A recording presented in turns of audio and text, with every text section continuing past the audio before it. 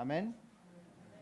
Je vais faire un petit recap, un rappel, pour parler bon français, sur ce qu'on a couvert dimanche dernier. Mais avant, on va prendre nos Bibles, donc on va lire dans Colossiens, le chapitre 3 et les versets 1 à 4.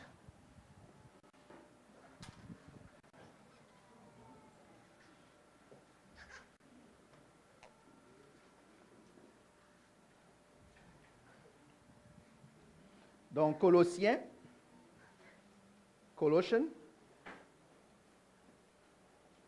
chapitre 3. Colossiens, chapitre 3, versets 1 à 4.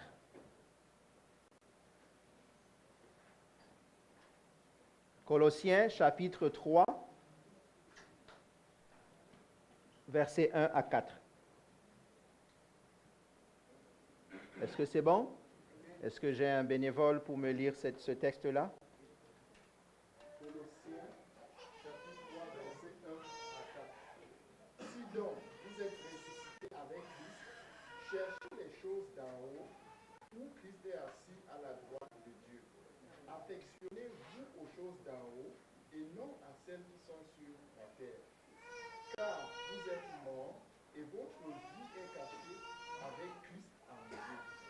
Quand Christ, votre vie, paraîtra, alors vous paraîtrez aussi avec lui dans la gloire. Amen. Si donc vous êtes ressuscités avec Christ, recherchez les choses d'en haut, où Christ est assis à la droite de Dieu.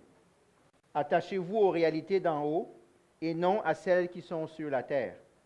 En effet, vous avez connu la mort et votre vie est cachée avec Christ en Dieu. Quand Christ, notre vie, apparaîtra, alors vous apparaîtrez aussi avec lui dans la gloire. Amen. Seigneur, nous prions que tu bénisses ta parole ce matin. Nous prions, Seigneur Jésus, que tu nous parles. Nous prions, Seigneur, que le malin ne vienne pas voler les paroles que tu nous donnes, Seigneur. Nous prions que les distractions du monde, Seigneur, ne viennent pas étouffer ta parole. Mais comme la parabole du semeur dit, Seigneur, que la parole que nous entendons produise du fruit en abondance dans notre vie et que notre vie soit transformée, Seigneur. Je veux te bénir et te rendre grâce. Amen. Je ne vais pas recommencer ma prêche de dimanche dernier, mais je vais quand même la rappeler parce qu'elle est importante pour la continuité de ce que je voudrais toucher ce matin. Il y a une chose que, en tant que chrétiens, nous manquons beaucoup. Et ça, c'est mon opinion la plus profonde. Ce qui commence à importer dans la vie de chacun d'entre nous, ce n'est pas la théologie que vous avez. Ce n'est pas la compréhension doctrinale des choses que vous avez. C'est d'abord et avant tout votre position. Qu'est-ce que ça veut dire, votre position? Ça veut dire vous êtes où et vous êtes qui. Être chrétien n'est pas un club. Ce n'est pas quelque chose qu'on vient rajouter à d'autres choses. J'aimerais juste le dire de cette manière. Être chrétien, c'est qui tu es. C'est ton identité. Et s'il y a une chose de fondamentale qui est à la base de beaucoup, c'est de connaître notre position. Et ce texte-là nous rappelle une vérité fondamentale. Et je vais recommencer en disant, dans le texte, ça dit « si vous êtes ressuscité avec Christ ». J'ai dit dimanche dernier que ce n'est pas le « si » qui importe, c'est la vraie traduction aurait dit « puisque tu es ressuscité avec Christ si tu es en Christ ». Pas que tu vas ressusciter, tu l'es déjà. Il y en a qui me regardent, qui ne croient pas ce que je suis en train de dire. Ce n'est pas moi, c'est la parole de Dieu.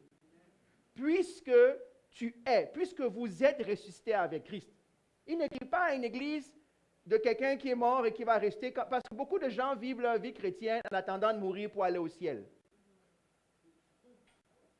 Non, le ciel est là où tu es maintenant. Si tu es en Christ, tu es déjà dans cette réalité-là. Oui, ça se bat en toi comme ça se bat en moi, mais la base de notre marche et de notre vie, c'est notre position. La plus grande bataille que vous et moi avons à mener, ce sont sur des vérités simples que la parole de Dieu nous dit et que nous n'arrivons pas à croire ou à comprendre parce qu'on dit que ce n'est pas possible.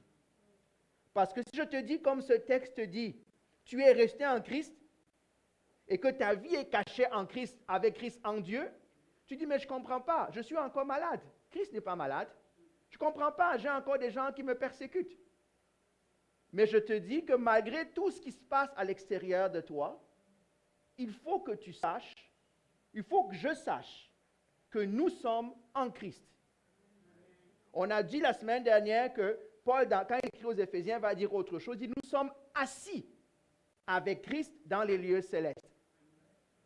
Il n'écrivait pas à des morts, il n'écrivait pas à des gens. Il dit, vous êtes, pas vous serez, vous êtes, je suis, nous sommes. Conjuguez ça à toutes les personnes que vous voulez, tant que ça reste au présent. En passant, c'est un présent continu. Ce n'est pas un présent d'une chose qui est arrivée une fois et qui a cessé. C'est un présent continu. Je suis assis dans les lieux célestes avec Christ. Et dans le texte qu'on a lu, j'ai développé la semaine dernière, notre vie est cachée avec Christ en Dieu. Est-ce que tu peux dire que ta vie est cachée avec Christ en Dieu? Est-ce que tu crois ce que tu viens de dire? Ou tu as juste lu? Je vais te dire ce que ça veut dire, cette position. Le mandat de l'ennemi, c'est de t'amener hors position. Ceux qui sont amateurs de foot, c'est de te mettre hors jeu. Lui ne peut pas venir t'enlever de l'endroit où tu es, mais il peut t'amener à te disqualifier. Est-ce que vous me suivez? La plus grande bataille, c'est entre vos deux oreilles, entre mes deux oreilles. Qu'est-ce que je pense? Ma vie, il y en a ici, je l'ai dit dimanche dernier, vous êtes capable de croire que vous êtes sauvés? Est-ce que vous croyez ça, que vous êtes sauvés? Comment vous savez que vous êtes sauvés? Parce que tu crois. Parce que la Bible dit que nous sommes sauvés en espérance. Nous sommes encore sur cette terre. C'est vrai? Mais pourtant, nous affirmons que nous sommes sauvés. Pas parce qu'on est... pas parce qu'on veut juste le croire. On croit parce que c'est écrit. Pas que vous serez sauvés. Jean écrit, il dit, sachez, petits enfants, que vous êtes sauvés. C'est vrai? Et on dit, je suis sauvé. Mais pourquoi la même parole qui dit, vous êtes sauvés par grâce, par la foi, vous êtes prêts à la croire, mais la même parole qui dit que vous êtes assis avec Christ dans les lieux célestes, vous n'arrivez pas ou je n'arrive pas à le croire. C'est la même parole. C'est juste que nous sommes cartésiens, nous sommes logiques. Non, comment ça je suis assis dans les lieux célestes avec Christ, je suis encore dans la misère ici en bas? Comment je suis assis avec Christ dans les lieux célestes qui est tout puissant, où tout est gloire, tout est louange, tout est or, tout est truc, et malgré cela, je suis encore en... Ce n'est pas... La parole de Dieu dit que le royaume de Dieu est où? Il est d'abord en nous. Nous, on veut le royaume extérieur. Il y a un temps où le royaume extérieur sera manifesté. Ma prière, c'est que nous saisissions ce point-là. Si vous êtes capable, si je suis capable de saisir cette vérité fondamentale, je peux vous assurer que ça change beaucoup de choses. Ça change mon attitude. Ça change ma démarche. Ça change ma vie. Parce que si l'ennemi veut m'attaquer, qu'est-ce qu'il doit faire d'abord? Il doit passer par Christ pour m'atteindre. Il y a la barrière. Mais si moi, dans ma tête, je suis comme le serviteur d'Élisée, qui ne voit pas que ceux qui sont avec nous sont plus nombreux que ceux qui sont avec eux, qu'est-ce qu'on fait? On tremble, on commence à faire des bêtises, on sort de notre position, et plus on sort de Christ, plus on est vulnérable à l'ennemi. C'est d'abord et avant tout une bataille, je vous dis, entre les deux oreilles. Tu es assis avec Christ dans les lieux célestes. Que tu le crois ou que tu ne le crois pas, c'est la vérité si tu es en Christ. Amen. Et si tu ne le crois pas, ben ta vie va être un peu plus misérable. Amen.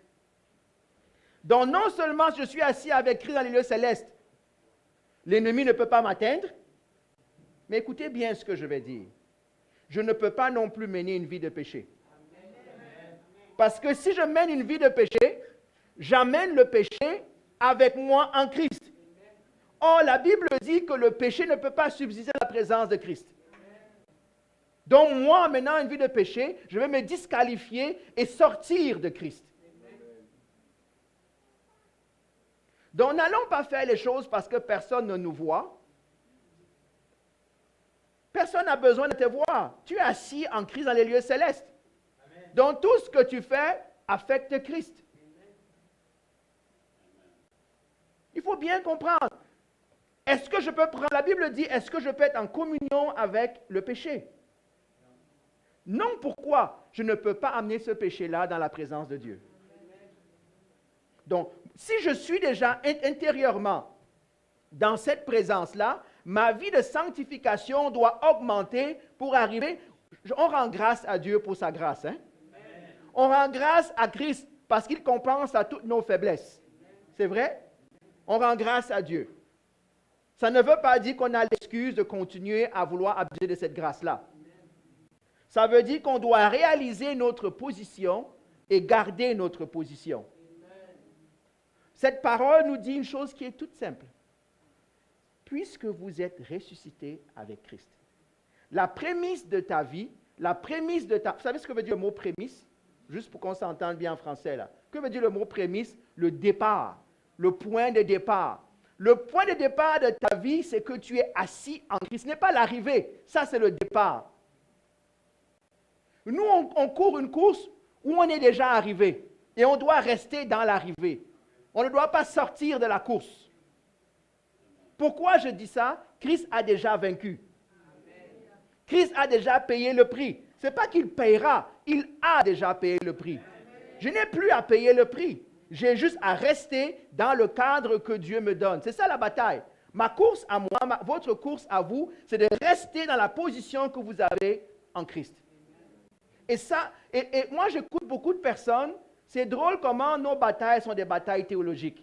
Est-ce que tu crois ceci? Est-ce que tu crois que Satan peut être sauvé? Est-ce que tu crois qu'on peut perdre son salut? Est-ce que tu crois à la résurrection? Est-ce que tu crois au millénium? Est-ce que tu crois à plein de choses qui sont intéressantes, mais qui ne sont pas essentielles, mes amis? Je ne dis pas qu'il ne faut pas en discuter et savoir ce que Dieu dit à ce propos, tribulation, pas de tribulation, enlèvement, pas d'enlèvement. C'est d'abord une question de position. C'est d'abord une question, est-ce que tu sais qui tu es? Est-ce que tu sais qui tu es? Que tu le veuilles ou non, tu es en Christ. C'est ta position. Je vais divulguer une conversation que j'ai eue avec Samuel dimanche après le culte. Il est venu me voir et me dit, ah, ce que tu dis était profond. Je dis, ce n'est pas profond, c'est la base. C'est la base. Malheureusement, ce n'est pas ça qu'on nous enseigne. Je prenais un exemple dans la vie. Supposons par exemple que dans vos traditions, on dit que le fils aîné devient l'héritier. C'est vrai? Hein, c'est ce qu'on dit, n'est-ce pas? Qu'il ait 2 ans ou qu'il ait 6 mois, c'est le fils aîné. Hein? Il est déjà l'héritier. C'est vrai? On va donc lui dire quoi? Commence à te comporter comme un héritier, comme celui qui aura à prendre des décisions. Tu n'as pas choisi, mais ça vient avec. Donc notre marche avec Dieu va venir avec les exigences que notre position impose. Quand quelqu'un naît fils de roi, il peut nier tout ce qu'il veut, il est prince. Hein? Et un prince ne se comporte pas comme n'importe qui. C'est vrai ça? De la même manière, un fils de Dieu ou fille de Dieu ne se comporte pas comme n'importe qui, à cause de la position que nous avons. Donc, ça dit, si vous êtes ressuscité avec Christ, il faut que vous le croyiez. J'insiste, c'était mon message la semaine dernière, mais je pense que c'est important. Si vous êtes, moi j'aime la traduction qui devrait dire, puisque vous êtes. Ce n'est pas si. Si, c'est comme si on avait l'impression qu'il y a un doute. La vraie traduction, c'est puisque vous êtes ressuscité avec Christ. Donc, ça veut dire quoi? C'est une conséquence maintenant de choses. Puisque je suis assis avec Christ dans les lieux célestes, puisque je suis ressuscité avec lui, puisque ma vie est cachée avec lui, il dit au verset 3, qu'est-ce qu'il dit? Il y a 2 choses qui doivent transparaître dans ma vie. Et j'aimerais que vous le saisissiez et que nous l'expérimentions. Qui ici a une vie sans bataille? Personne. On a tous des batailles, on a tous des défis. Mais voilà ce qu'il dit. Il dit, si donc, ou puisque vous êtes restés avec Christ, première chose, recherchez les choses d'en haut. Ça veut dire quoi, rechercher les choses d'en haut? Il dit, en haut, c'est où? C'est là où Christ est assis, à la droite de Dieu, en position d'autorité. Puisque je suis en Christ, je dois rechercher les choses d'où je suis. Mon mandat, ce n'est pas d'être riche sur la terre. Mon mandat, c'est d'être riche en haut là-bas. Mon mandat, ce n'est pas d'être gentil sur la terre, selon les critères de la terre, je veux dire. C'est d'être gentil selon les critères d'en haut. Vous serez surpris comment la vie peut être simple dans les principes, quand nous comprenons ça.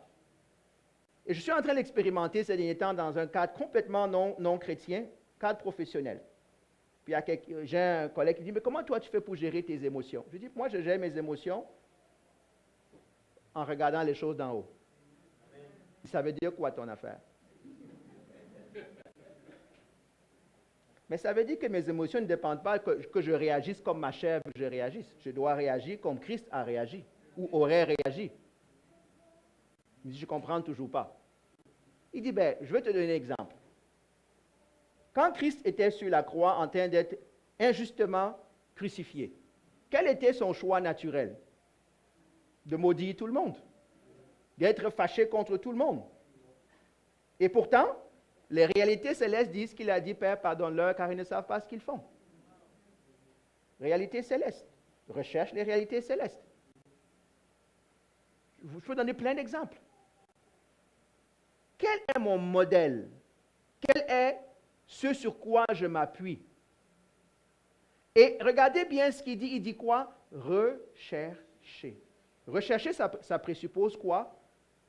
Une activité. Quelque chose où on est actif, où on y pense. Vous serez surpris, quand vous saisissez ces choses-là, il doit y avoir un check and balance dans votre tête avant que votre bouche dise quelque chose que vous allez regretter. Il doit y avoir un filtre.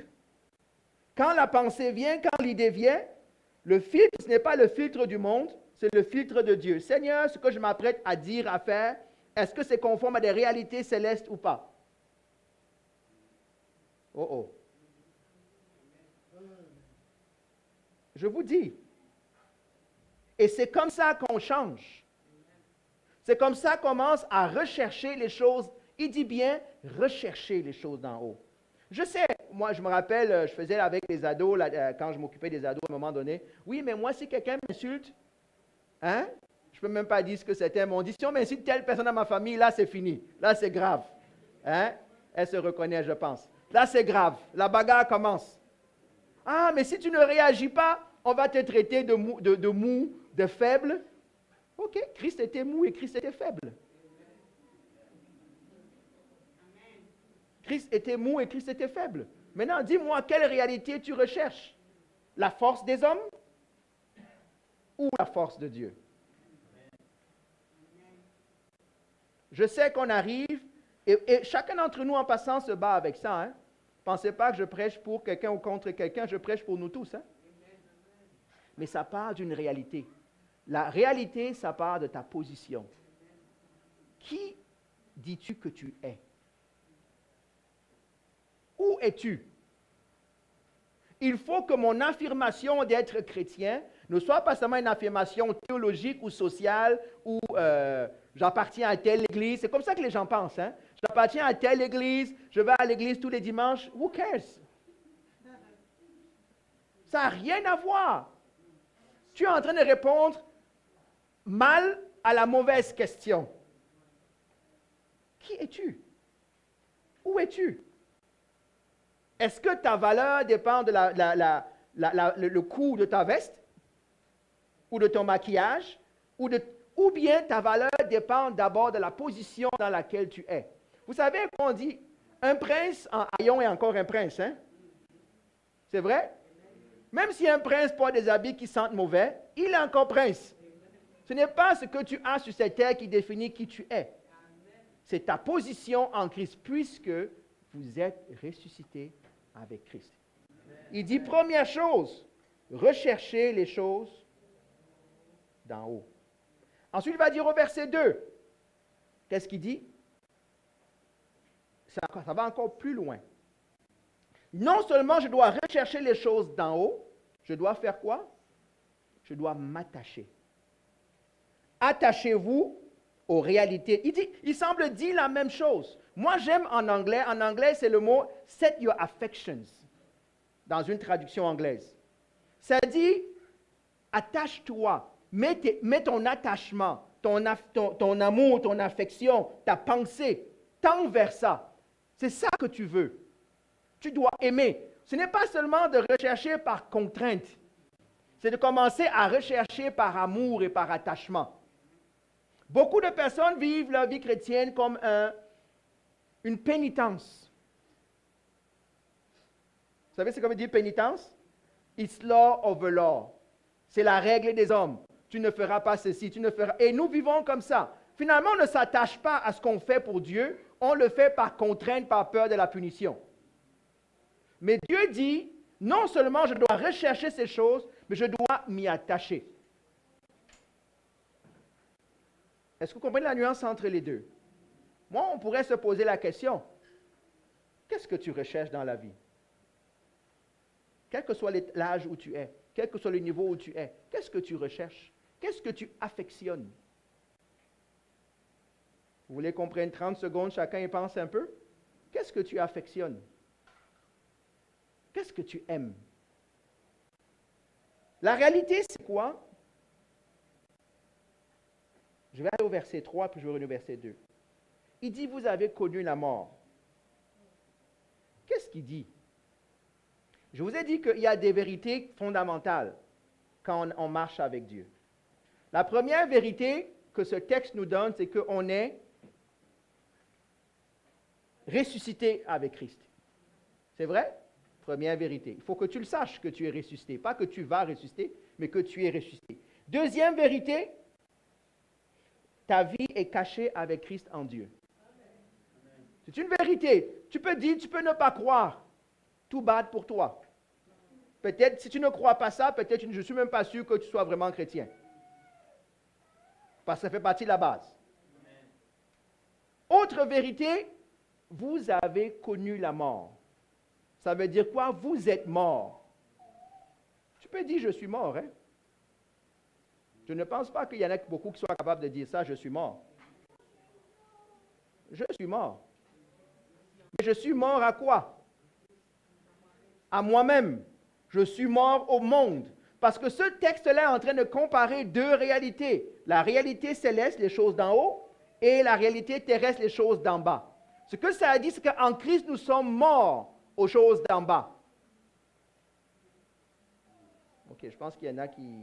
Ça glisse comme de l'eau sur les plumes d'un canard en ce moment-là. Ça veut dire quoi, je suis mort aux réalités d'en bas? Je suis content en passant que les ados soient dans la salle parce que si vous êtes en train de former votre caractère en ce moment, vers quoi est-ce que vous tendez? Qu'est-ce qui motive votre vie? Comment vous voulez grandir? Et hier, à l'étude biblique, on parlait de grandir. Savoir grandir, on grandit en Christ, vers Christ. Il faut que ma croissance, il faut que ma vie soit ancrée, centrée sur les choses d'en haut, sur Christ. Peut-être certains d'entre nous sont de jeunes professionnels. On est à la recherche d'une carrière plus glorieuse. Laissez-moi vous dire une chose sur les carrières glorieuses. Elles vous laissent tout aussi vite que les carrières non glorieuses. Elles vous donnent plus de mal de tête que les carrières non glorieuses. Je ne dis pas qu'il ne faut pas le faire en passant. Hein? Je dis, si vous mettez votre affection dans ce que le monde va vous donner, vous serez nécessairement déçus. Parce que le monde ne remplit pas l'homme. Dieu a créé l'homme pour dominer le monde et non pas l'inverse. Je dois jouir de ce que le monde a à offrir sans m'y attacher. Pourtant, Je dis ça parce que tout le modèle sociétal que nous avons autour de nous ne nous parle que de ça. Qu'est-ce que tu as? À quoi tu ressembles? Combien de maisons? Combien de choses? Combien de ceci? La réalité, c'est que moi, j'ai un planificateur financier et je m'en vais le rencontrer. Il me dit, oui, mais OK, qu'est-ce que tu penses de ton épargne? Je dis, qu'est-ce que tu veux que je pense de mon épargne? Ça veut dire quoi? Est-ce que tu es inquiet si la bourse monte ou la bourse descend? Je dis, je m'en fous si la bourse monte ou la bourse descend.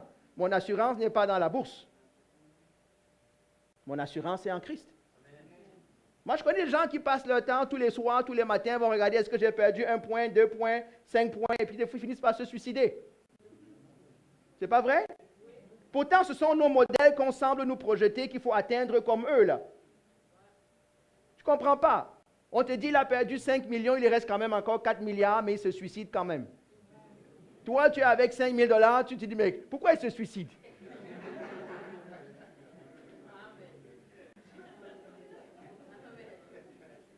Non, ce n'est pas vrai.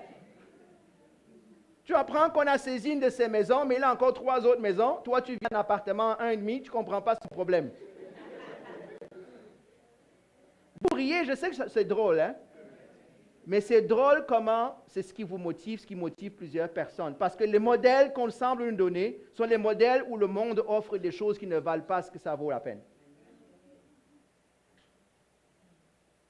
Qu'est-ce que tu veux?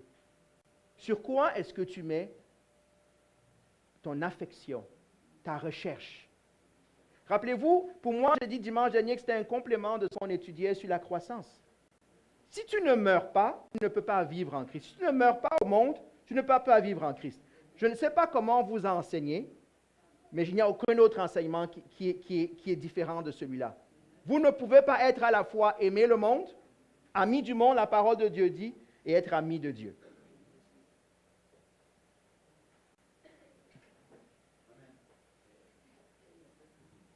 Vous voulez que je vous sorte des choses? Facebook. Est-ce que c'est bon? C'est bon. Il n'y a rien de mal aux médias sociaux. Il n'y a rien de mal à ça. Ça devient mal quand ça commence à diriger notre vie. Ça devient mal quand, en passant, si on pouvait, on a dit à l'étude biblique hier qu'on doit apprendre à ne pas être hypocrite. Parce qu'on grandit dans l'amour et dans la vérité. Vous savez que si je commence à regarder le compte Facebook de certains parmi nous dans l'église, ici, vous auriez honte de voir les images que vous projetez, de voir les types de messages que vous passez sur vos comptes. Pourquoi? Parce que tout le monde le fait. Il faut être in, il faut être populaire. Je rappelle, hein, Facebook n'est pas un problème, c'est ce que vous en faites. On s'attache de plus en plus aux superficialités de la vie. Parce que le monde autour de nous projette et dit que c'est ça pour être in. C'est ça pour avoir quelque chose. Quand tu penses comme ça, tu ne sais pas ta position en Christ. Attachez-vous à quoi? Aux choses d'en haut. Tendez vers. Grandissons vers. Donc, la réalité, lorsqu'on commence à réaliser quelle est notre position, moi, je prends un exemple. Je ne sais pas pourquoi je dis ça, mais je voudrais tellement que vous réalisiez, que nous réalisions ce que ça veut dire. Je me rappelle d'une situation où tu as un fils de quelqu'un, je ne sais pas, quelqu'un qui a un statut. Vous savez qu'on leur apprend même à marcher. Comment un prince doit marcher? C'est vrai ça? On leur apprend comment il doit se tenir à table. C'est vrai? Pourquoi? Parce que son statut impose un puisque tu es fils de roi, tu dois apprendre à marcher comme un fils de roi. C'est ce qu'il est en train de dire ici, Paul. Puisque vous êtes ressuscité avec Christ, il faut que votre vie, que notre vie change sur cette prémisse-là. Ne croyez pas qu'on peut être capable de vivre notre vie comme on veut sur terre. Et c'est pour ça que la Bible dit qu'il y en a qui seront surpris le jour du jugement dernier. Hein? Et qui diront, Seigneur, Seigneur, n'avons-nous pas? N'avons-nous pas? N'avons-nous pas? Et il dira quoi? Moi, je ne veux pas arriver là-bas en haut après tout ce que je fais.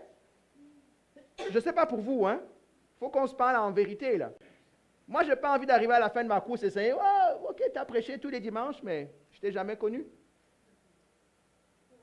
Je ne sais pas pour vous. Si ça ne vous a jamais traversé l'idée, là, ben, ça c'est ce qui traverse ma pensée.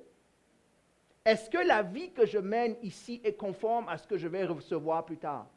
Est-ce que la vie que je... Avec tous mes échecs et toutes mes défaillances en passant, hein, je vous dis, là, on a tous nos défis. Mais est-ce que je marche avec cette recherche-là, en me détachant des choses du monde? Il y a quelqu'un qui veut m'embaucher en ce moment pour que je travaille pour lui. Voici comment la conversation commence. Donne-moi ton prix. Quand un employeur te dit donne-moi ton prix, c'est qu'il veut travailler avec toi. Hein? C'est vrai? C'est plus, OK, voici ce que je t'offre, est-ce que tu es d'accord ou pas? Non, ça commence à l'envers. Donne-moi ton prix. Je dis non, moi, tu n'as pas de prix pour moi. Ce que je veux, tu ne peux pas me donner. Je lui ai dit ça. Il me dit non, mais tu ne comprends pas. Je veux que tu sois à l'aise. Non, j'ai dit tu ne comprends pas non plus ce que je t'ai dit. Ce que tu me donnes ne me rendra jamais à l'aise. Et je sais que c'est ce qui motive beaucoup d'entre nous. Et ne croyez pas que je sois riche. Hein? Ça n'a rien à voir avec la richesse. Ça a à voir avec qu'est-ce que je veux. Ça a à voir avec qu'est-ce que tu veux. Combien parmi nous ont eu des promotions après ils ont abandonné le Seigneur? Oh! Vous voulez qu'on touche ce sujet-là? Combien parmi nous sont venus témoigner que Dieu m'a béni avec un travail, avec ceci, avec Y? Finalement, la bénédiction est devenue la malédiction. Tu ne pries plus, tu abandonnes le Seigneur parce que maintenant tu as un nouveau standing de vie. Vous savez qu'un boss ne travaille pas 8 heures par jour. Hein? Un boss est disponible 24/7. Il y en a qui veulent juste le titre et la paye, ils ne comprennent pas c'est quoi le prix à payer. Est-ce que je parle à quelqu'un ce matin? La question est, qu'est-ce que tu veux? Qu'est-ce que tu veux? Qu'est-ce que tu recherches? Mais je rappelle que ça part par une position. Et connais-tu ta position? Connais-tu qui tu es en Christ? Est-ce que moi, en passant, on passe toute notre vie à découvrir? Parce qu'il y a tout un tas de choses qui s'ouvrent à nous, qui sont des réalités qui sont complètement différentes de ce qui peut être autour de nous. Attachez-vous aux réalités d'en haut et non à celles qui sont sur la terre. En passant, on ne va pas faire les ascètes. Vous savez, c'est quoi le mot ascète? Ascète, ça veut dire se retirer du monde, vivre comme des moines sur une montagne. Il ne dit pas de sortir du monde. Hein? Il ne dit pas de fuir le monde comme la peste. D'ailleurs, on ne peut pas fuir le monde comme la peste. Nous devons avoir un impact dans le monde. Amen. Mais il dit que même, d'ailleurs, Jésus, quand il prie pour les disciples, va dire quoi? Père, je ne te demande pas qu'ils sortent du monde, mais que quand ils sont dans le monde, que tu veilles sur eux, que tu les protèges. Donc, ce n'est pas une question de dire abandonner tout le travail. Si Dieu t'a appelé à abandonner ton travail, écoute-le. Si tu n'as pas dit ça, fais ce que tu as à faire. Est-ce qu'on est d'accord? Il y a beaucoup parmi nous qui sont élevés dans leur foi en disant « Ah, servir Dieu, ça veut dire quitter tout ce qu'on fait. » Non, ce n'est pas vrai, c'est un mensonge. Il y en a que Dieu a appelé à quitter le monde séculier pour se consacrer au ministère et à d'autres choses. Dieu les bénisse. Mais ce n'est pas tout le monde que Dieu a appelé comme ça. Tout ce que je te dis, c'est que fais ce que Dieu t'a demandé de faire. Fais-lui confiance. Mais on ne peut pas, on est dans le monde, il dit ensuite, notre vie est cachée en Christ, avec Christ en Dieu. Voici la promesse ultime. Je vais m'arrêter là après. Verset 4, Éric, s'il te plaît. Regardez ce que ça dit. Donc, non seulement sur terre, quand je suis sur terre, je dois commencer. Regardez ce qui se passe. Hein? Il y a un mouvement de bascule, tranquillement, des réalités terrestres vers les réalités célestes. Est-ce que vous me suivez? Il ne faudrait pas, je vais exagérer un peu, que lorsque nous sommes vraiment sauvés plus tard, quand le royaume de Dieu va venir s'établir, que nous soyons, hey, je ne savais pas que ça existait ici, en train de découvrir des choses qu'on aurait dû savoir en arrivant. Est-ce que vous comprenez ce que j'essaie de dire? Dieu te demande, nous demande, si tu es vraiment resté avec moi, alors commence à te détacher du monde et attache-toi à moi. Détache-toi de ce qui plaît au monde Attache-toi à ce qui me plaît. Détache-toi des réalités terrestres et attache-toi et recherche les réalités d'en haut. C'est ce qu'il te demande. Et c'est ça le défi de votre vie et de la mienne. Si on est honnête. Si on est honnête, c'est ça notre défi. C'est comment je vais vivre et marcher conformément aux attentes de Dieu. Mais voici la promesse que Dieu donne au verset 4. Quand Christ, regardez comment c'est personnalisé. Il dit quand Christ, notre vie. Ta vie, c'est Christ. Ma vie, c'est Christ. Quand Christ, notre vie, apparaîtra. Maintenant, il parle de quoi? Il parle de la manifestation future du royaume. Le jour où Christ viendra dans sa gloire. Vous avez abandonné, j'ai abandonné des choses de la terre, sans m'y attacher. Mais lorsque maintenant, le royaume viendra de manière visible, voilà ce qui va se passer. Vous apparaîtrez. Là, il parle maintenant à quoi? Au futur. Hein? Il dit, quand Christ, votre vie, apparaîtra, rappelez-vous, ceux qui sont avec moi à l'étude biblique, vous savez que moi, il y a une chose sur laquelle je suis à cheval, c'est de lire le texte. C'est vrai? Lis le texte. Regardez, le verset 1 est à quel temps? Au présent. On est d'accord? Après ça, le verset 2, c'est quoi? Présent. Verset 3 est à la fois passé et présent. Vous avez connu la mort et vous êtes cachés en Christ. Donc, tout ce qu'il dit jusqu'au verset 3, ce sont des réalités présentes et actuelles. Est-ce qu'on est d'accord? Maintenant, le verset 4, c'est quoi? Le futur. Il dit, lorsque Christ, notre vie, apparaîtra, alors quoi? Vous apparaîtrez aussi avec lui. Qu'est-ce que ça veut dire? Que veut dire apparaître avec lui? Qu'on sera? On sera vu. Comme maintenant, notre gloire que nous avons en Christ sera maintenant manifeste. On ne sera plus avec des haillons de ce monde, on sera avec la gloire céleste. Jean va dire la même chose. Voyez quel amour le Seigneur a manifesté pour que nous soyons appelés enfants de Dieu. Lorsqu'il paraîtra, nous paraîtrons aussi. Il y a à la fois un bénéfice.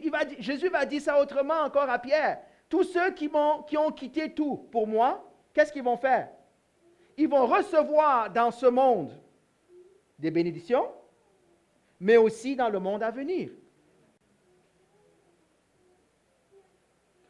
S'il vous plaît, ne vivons pas comme si notre mort est la fin de toute chose. Ne vivons pas comme si cette vie, c'est tout ce qu'il y a d'important. Je ne dis pas de ne pas vous laver, je ne dis pas de ne pas manger, ce n'est pas ça que je dis. Soyez coquets, soyez coquettes, soyez chic, soyez tout ce que Dieu peut vous permettre d'être, mais ne vous attachez pas à ces choses-là. Ne nous attachons pas à ces choses-là. Il y en a parmi nous, ce sont des férus de mode. Dès qu'il y a la mode de quelque chose, tout le garde-robe change. Et quand le garde-robe change, qu'est-ce que ça amène? Carte de crédit. Ou Seigneur, donne-moi un autre emploi. Seigneur, j'ai besoin d'une augmentation salariale. Non, tu as besoin de changer de mode de vie. Moi, j'ai découvert que, ça c'est moi qui dis des bêtises, je sais. Peut-être tous les 10 ans, la même mode revient. Donc, tes pantalons, pattes d'éléphant, dans 10 ans, seront encore à la mode. OK? Garde-les. Tu vas les ressortir dans 9 ans et demi, tu seras à l'avance, à l'avant-garde de la mode, tout le monde va te suivre.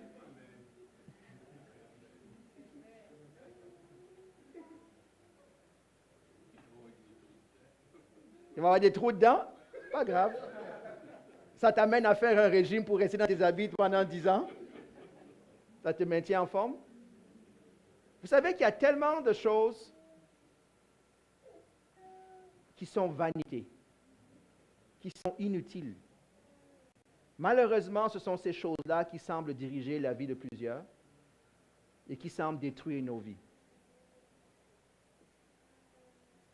La promesse que nous avons, c'est celle-là.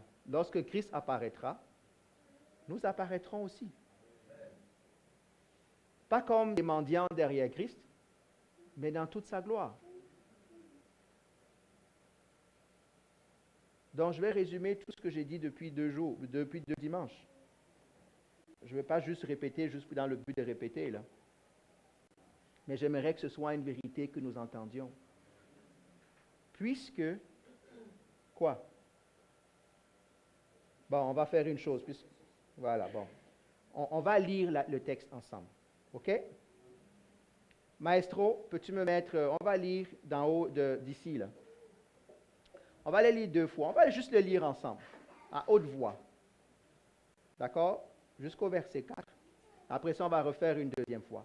Si donc, vous êtes ressuscités avec Christ, recherchez les choses d'en haut, où Christ est assis à la droite de Dieu. Attachez-vous aux réalités d'en haut, et non à celles qui sont sur la terre. En effet, vous avez connu la mort, et votre vie est cachée avec Christ en Dieu. Quand Christ, notre vie, apparaîtra, alors vous apparaîtrez aussi avec lui dans la gloire. Reviens maintenant au verset 1. On va faire ça à la première personne du singulier. Si donc, je suis ressuscité. Stop. Je voudrais qu'avant, maintenant vous avez compris ce qu'on va faire. J'aimerais que pendant que vous lisiez, que vous ouvriez votre cœur et à ce que vous êtes en train de dire.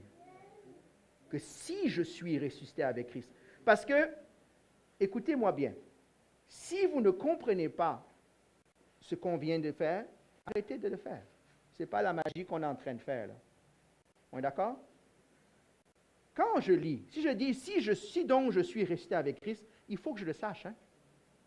Peut-être tu vas t'arrêter là en disant, est-ce que je suis vraiment resté avec Christ? Il faut qu'on comprenne. Mais si tu dis que oui, je suis resté avec Christ, il y a les alors qui vont suivre. Est-ce que ça va? On va y aller maintenant. Si donc, je suis ressuscité avec Christ, je recherche les choses d'en haut, où Christ est assis à la droite de Dieu. Je m'attache aux réalités d'en haut et non à celles sur la terre. En effet, j'ai connu la mort et ma vie est cachée avec Christ en Dieu. Quand Christ, ma vie, apparaîtra, alors j'apparaîtrai aussi avec lui dans la gloire. Si vous comprenez la puissance de ce que vous venez de faire, vous savez ce que ça veut dire? Que si un malin, un démon vient t'attaquer, tu dis, regarde, je suis désolé, là, moi, ma vie est cachée en Christ.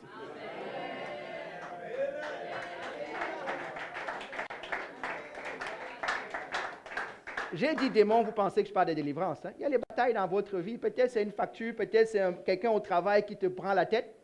Tu vas dire, non, mon ami, moi, mes réalités d'en haut, tu ne peux pas rentrer dans ma tête.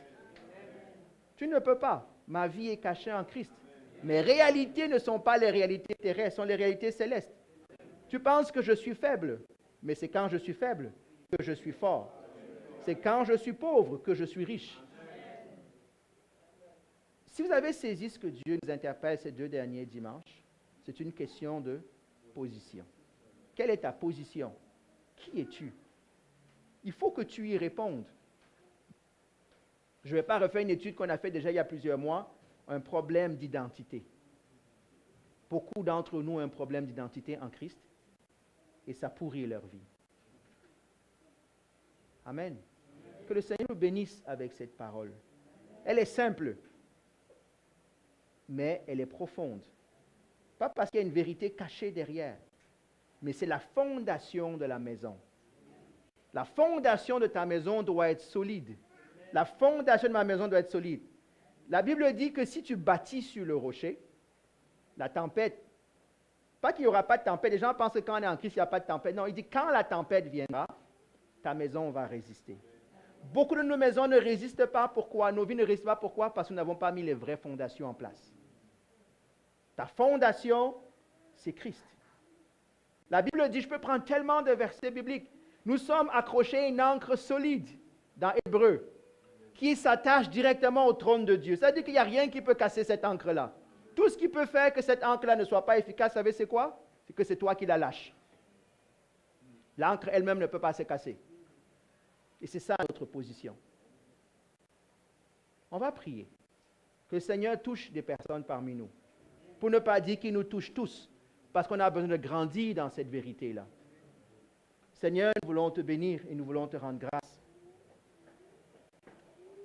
Seigneur, tu dis que ta parole ne retourne pas à toi sans accomplir ta volonté. Seigneur, je prie pour moi. Je prie pour mon frère et pour ma sœur. Je prie que le malin, que cette parole ne tombe pas sur un sol pierreux, Seigneur.